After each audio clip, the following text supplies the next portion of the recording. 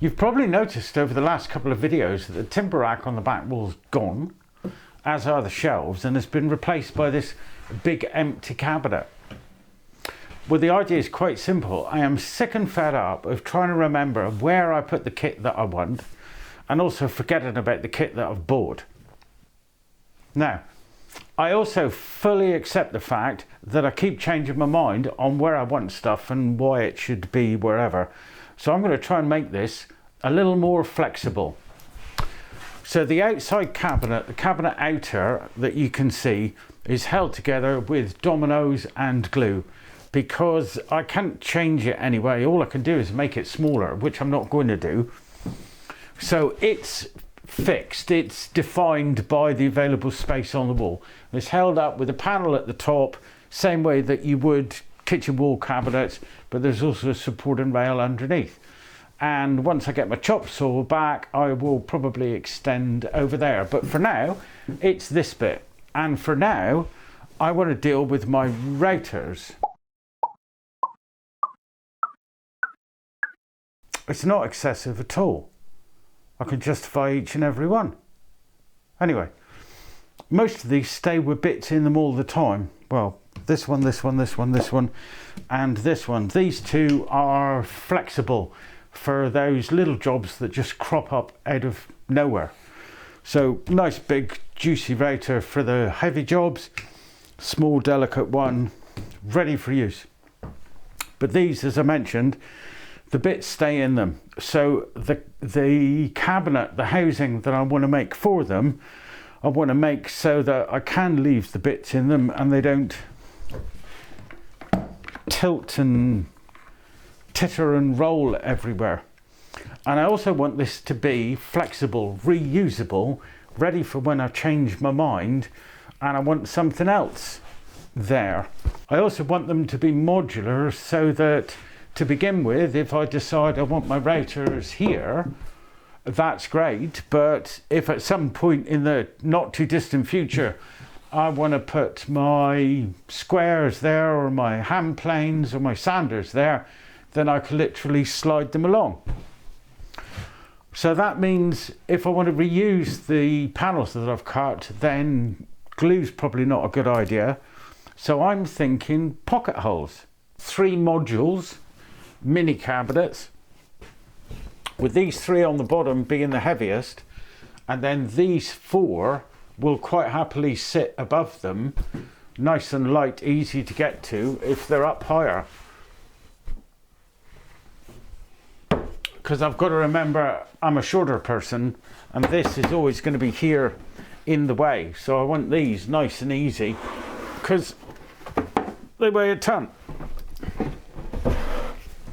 So the design, dead simple, essentially a box with a mid shelf and a couple of pieces at the back to aid stability, stop racking. So I'll cut those pieces for the 3 modules out of the sheet of ply, and then I'll look at the little up stands so that I can leave the router bits projected.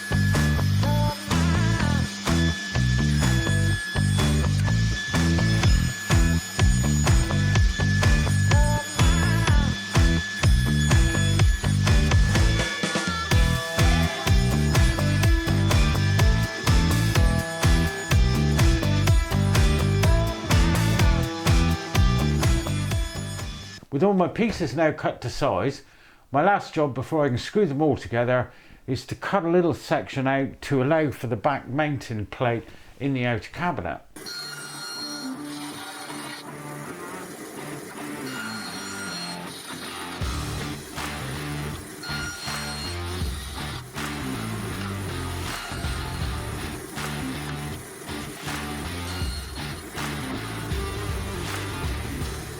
So I'm going to pocket all the top and the bottom pieces. The middle shelf I'm just going to screw in from the sides because the cabinet's too small to get even my tiny little Milwaukee in.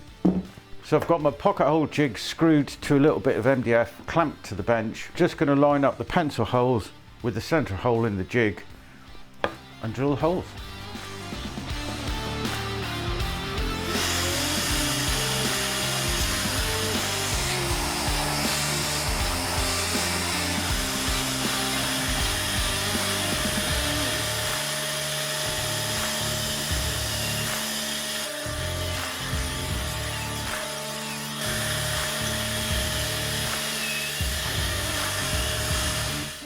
Arguably with pocket hole joinery, assembly is a bit more fiddly because, as I'm sure you know, when you put the screws in, the board tends to move just a fraction, just enough to annoy the living daylights out of you for years to come.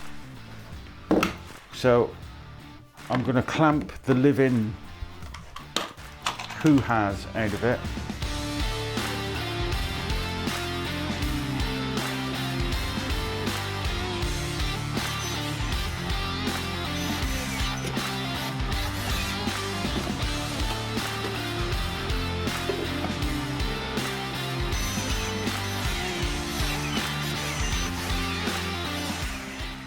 So that's my carcass screwed together. I've got some right angle clamps on it just to make sure everything's nice and true while I fit my wee back panel, which again, just 4 pocket hole screws, and it will help to keep it in shape.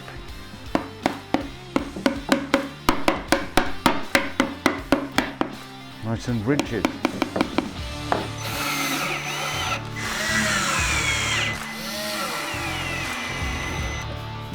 So to locate the middle shelf, I've cut myself some little sticks, drop my shelf in, then I can stand the stick once they got a bit of pressure on them from the shelf to stop them falling everywhere.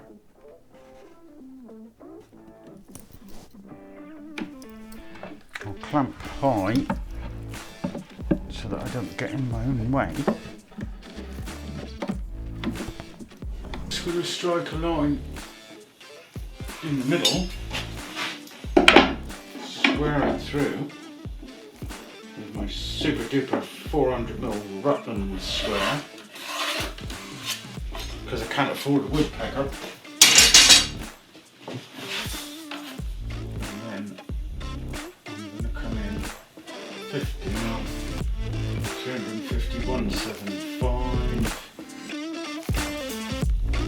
50mm.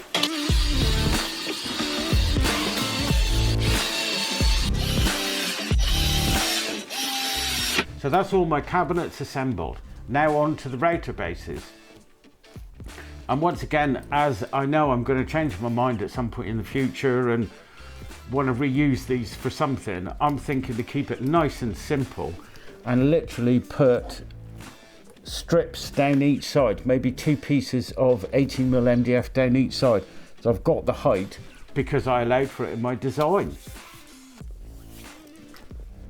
And then the bit can remain extended and simply slide through down the middle.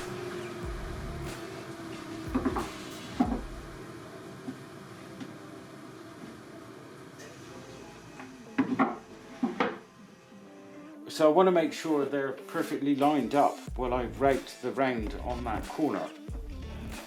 And my approach is going to be screw the bottom piece into place, screw the top piece to the bottom piece, take both pieces out, screw the top piece back to the bottom piece, and then do the roundovers. Make perfect sense?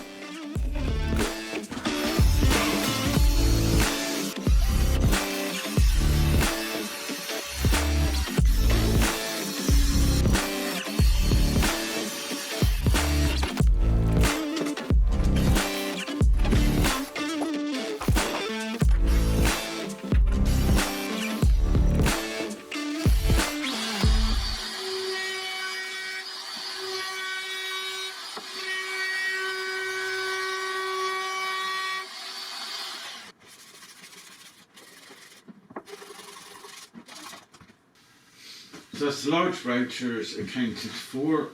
This one I'm not going to bother to put a little riser in because I never leave a bit in this router. So onto the top routers then, sorry, onto the top shelf, the smaller routers, I'm going to take a slightly different approach because I can get more into the space. So I'm going to cut a piece of 18mm to fill the shelf, and then I'm going to take a hole saw and drill out a hole that will accommodate the bits. The bits are inherently smaller and project less, so a single piece of 18mm would do the job quite nicely.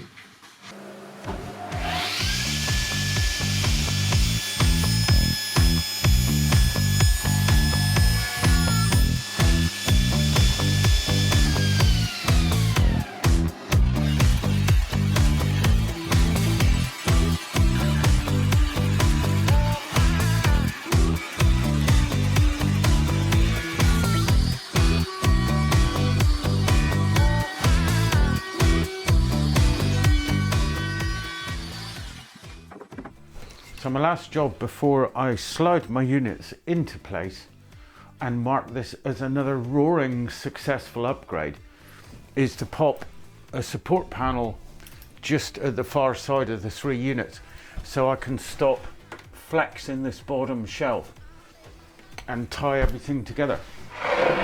And to do that, in true Blue Peter style, I've prepared a side panel with some pocket holes in, and I'm just going to screw that in place and we're done.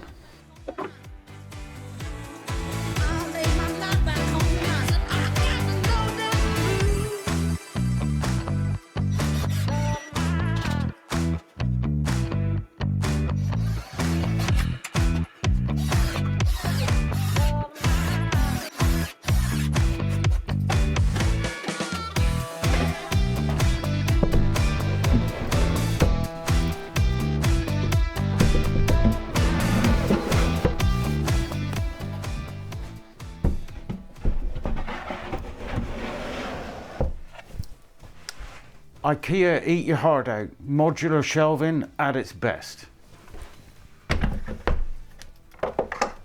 Perfect. Perfect. Beautiful.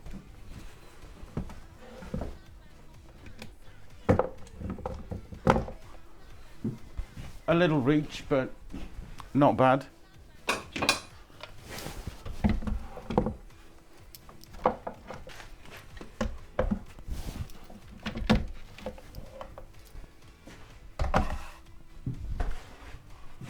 Well, I'm chuffed with that.